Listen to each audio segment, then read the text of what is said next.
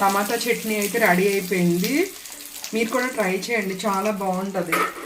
చట్నీ చేసుకుంటున్నానండి, చాలా బాగుంటుంది. ఒకసారి మీరు ఇలా ట్రై చేయండి, చాలా టేస్టీగా ఉంటుంది. ఇడ్లీకి అయితే చాలా చాలా బాగుంటుంది, దోసకైనా బాగుంటుంది.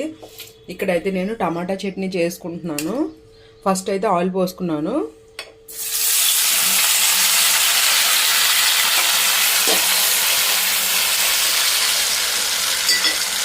ఆయిల్ పోసుకున్న తర్వాత అల్లం ముక్క, కొంచెం అల్లం ముక్క అన్నమాట.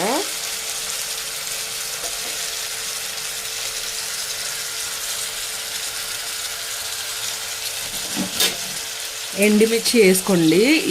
ఇది చట్నీ టేస్ట్ రావడానికి ఎండుమిర్చి బాగుంటుంది, ఎర్రగా కూడా ఉంటుంది చట్నీ. ఇంకా ఒక 3-4 మన స్పైస్ని బట్టి ఉంటుంది అనమాట. కొద్దిగా స్పైసీగా ఉంటే టేస్టీగా ఉంటుంది. పచ్చిమిర్చి వేస్తున్నాను, ఎల్లుల్లిపాయలు కూడా ఇలా వేసేస్తున్నాను.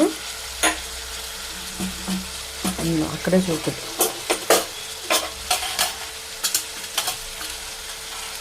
కొద్దిగా జీలకర్ర,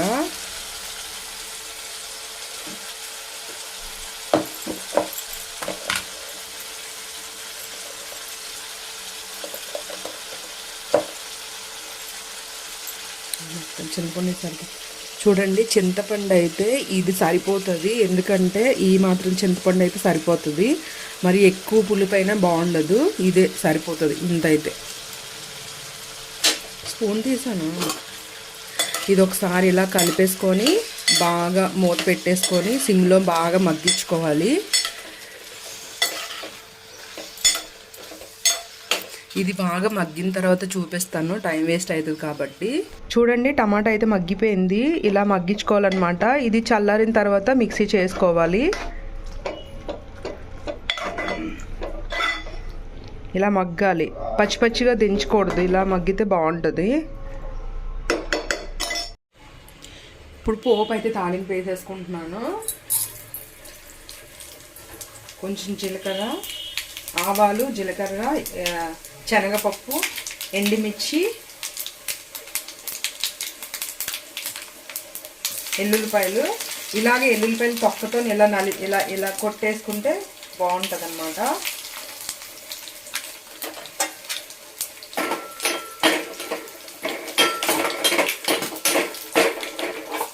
కరివేపాకు కూడా ఉంటే వేసుకోండి. కరివేపాకు నా దగ్గర లేదు, అందుకే వేయలేదు.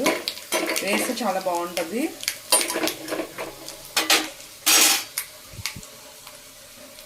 ఇలా ఈ పోపు తీసుకెళ్ళి చట్నీలో వేసేయాలి.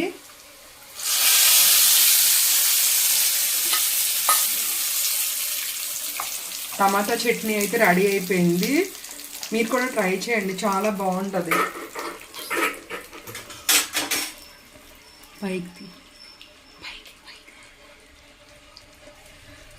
చూసారు కదండి, టమాటా చట్నీ చాలా చాలా టేస్టీగా ఉంటుంది, చాలా సూపర్గా ఉంటుంది అనమాట. మీరైతే ట్రై చేయండి.